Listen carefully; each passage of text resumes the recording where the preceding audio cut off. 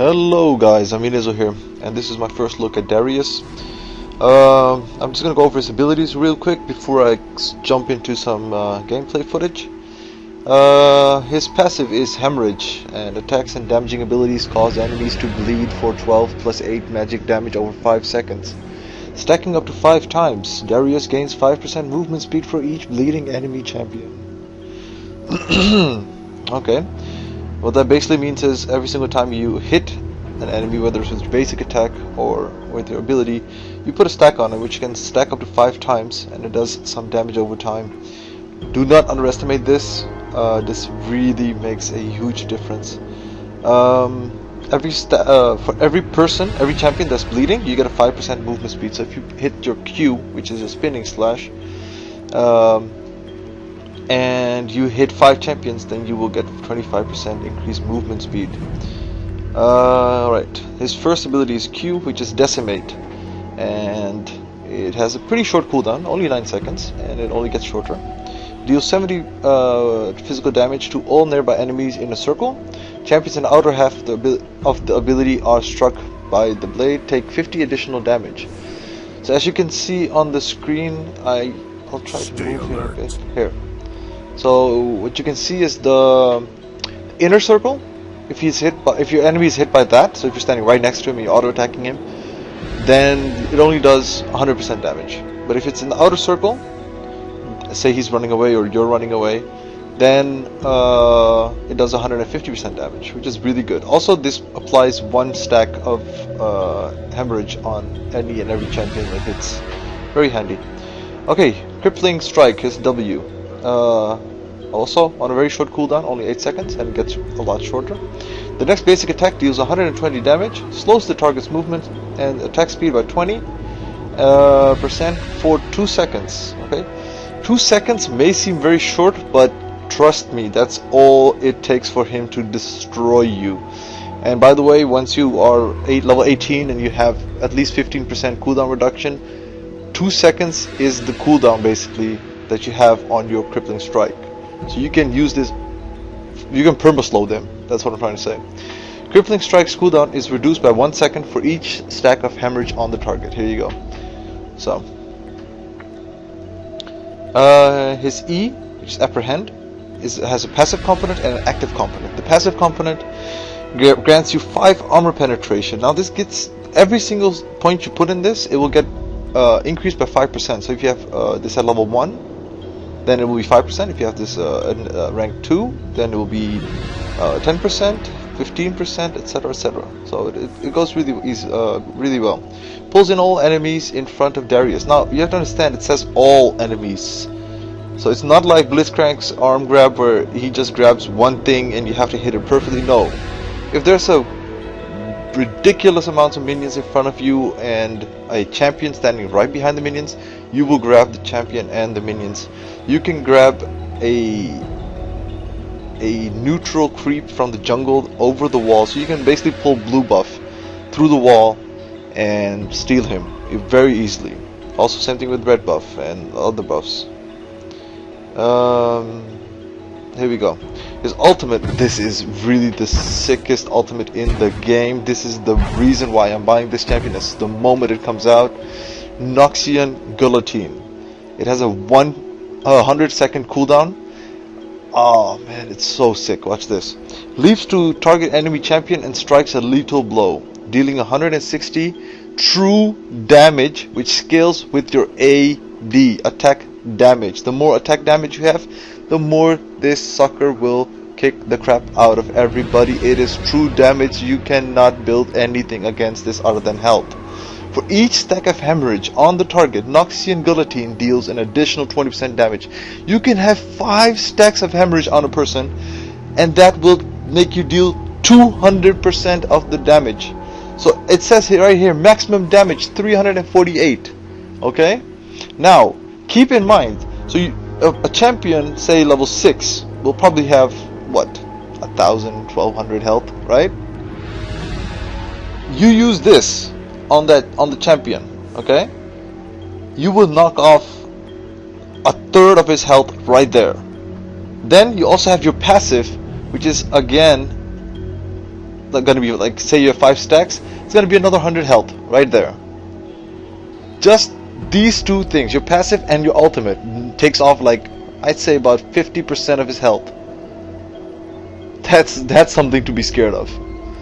And then the fact that you cannot run away from this guy because he can slow you and pull you back in.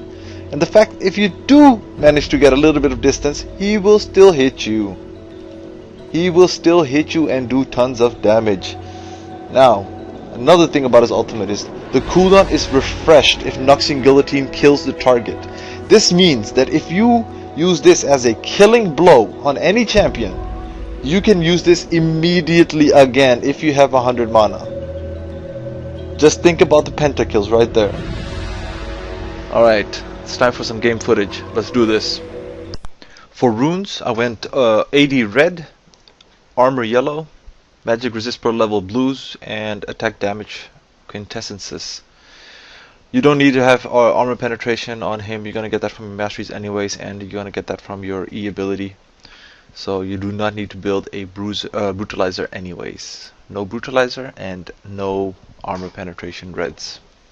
For masteries, I went 24 in offense, 6 in defense, and 0 in utility.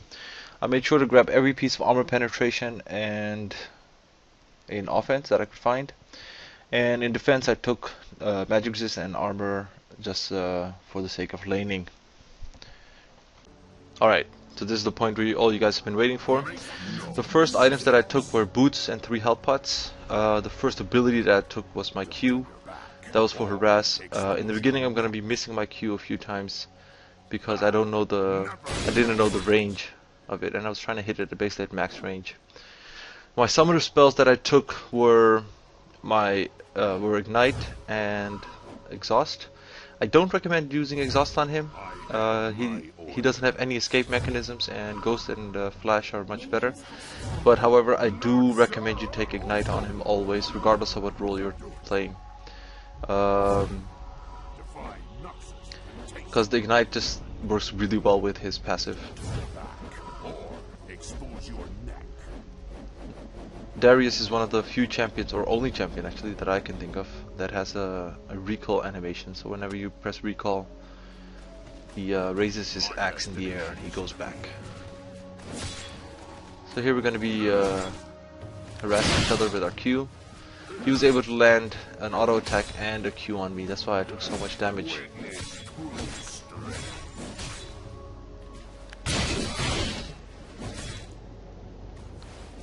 So as you can see, his Q does a very fair amount of damage.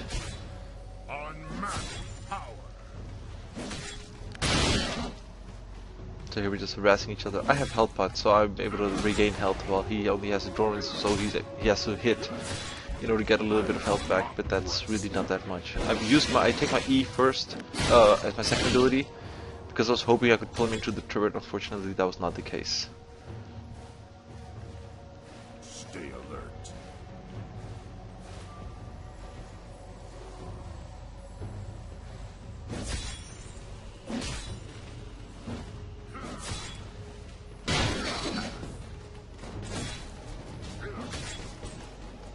The thing you have to remember about his E is he pulls in both minions and champions, because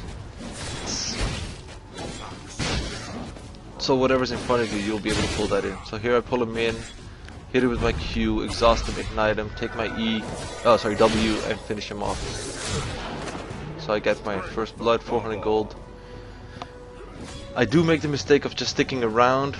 Now I'm low on mana and I'm low on health, and he's able to finish me off. Had I just gone back, I probably would have come back and destroyed this guy, but oh well. Sad boost. So I go back and buy a ruby crystal and a longsword. So I'm just putting stacks on him of as many blood as I can. Use my E to pull him back in because I know that I am stronger than him at this point. Finish him off with my Q. Now I was about to die here to his passive, but I remember that I had health potions and I started using those. Take my ultimate at level 6, of course. I will not rest. So I bought my Phage and cloth armor, which, by the way, is a must. The Phage is a must. Whether you build Trinity Force or you build your Frozen Mallet, it is definitely a must-have item.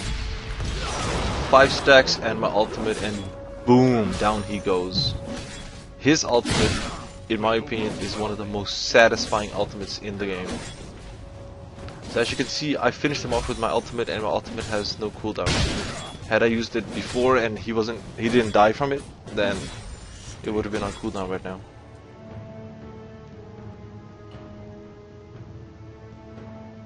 Again, I make the mistake of not going back, and I end up dying to him. Also, I took turret blasts. Not a good idea.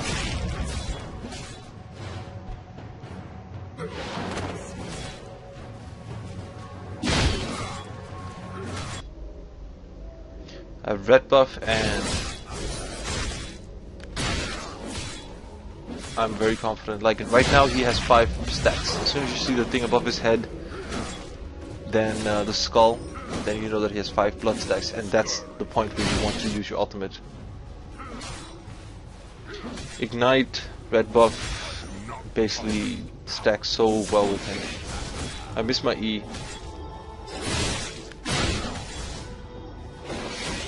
He pulls me back in, so I go just going for a kill. Exhausted ignite. Unfortunately, I take a lot of damage also. Had this fight taken place a little bit later, I might have been able to finish him off with my ultimate, but it was on cooldown.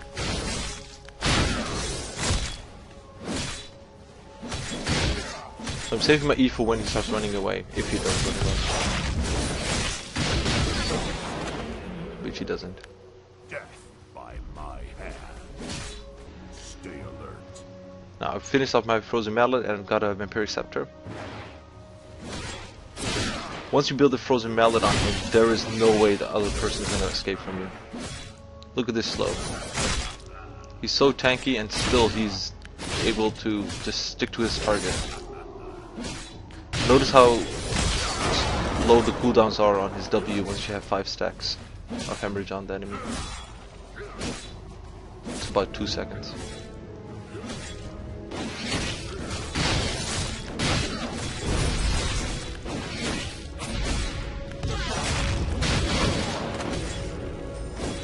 Now all this footage is taken in the beta server, so it could change by the time it's released. Now, I was having difficulty with him, and I wanted to build something that counters him, so I bought a Hex Drinker. Now, you might think, like, why did you buy a Hex Drinker? Because he doesn't do any magic damage. Well, that is correct. However, I was having difficulty with him finishing me off with his passive, which is Hemorrhage. And the Hex Drinker saves me from that.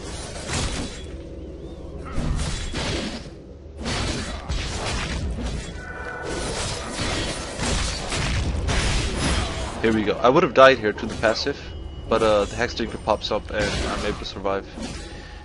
Also of note is that I didn't finish him off with my ultimate, so my ultimate was on cooldown.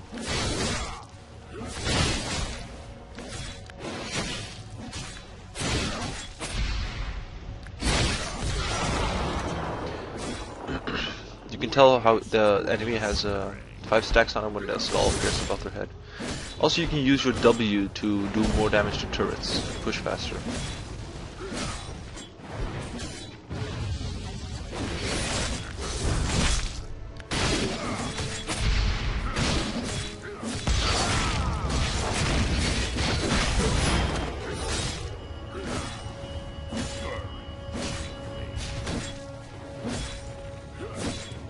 I would recommend you hold off and just use the ultimate only to finish him off. Other than that, it's also a good gap closer if you really must.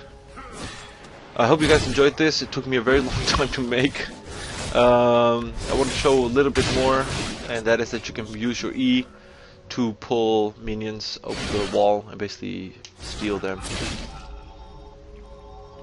Overall, Darius is an incredibly fun champion. At the moment, he feels extremely powerful. I think they're gonna nerf him before he's released, but we'll see. So, once more, I hope you guys enjoyed. Take care, guys. Bye-bye.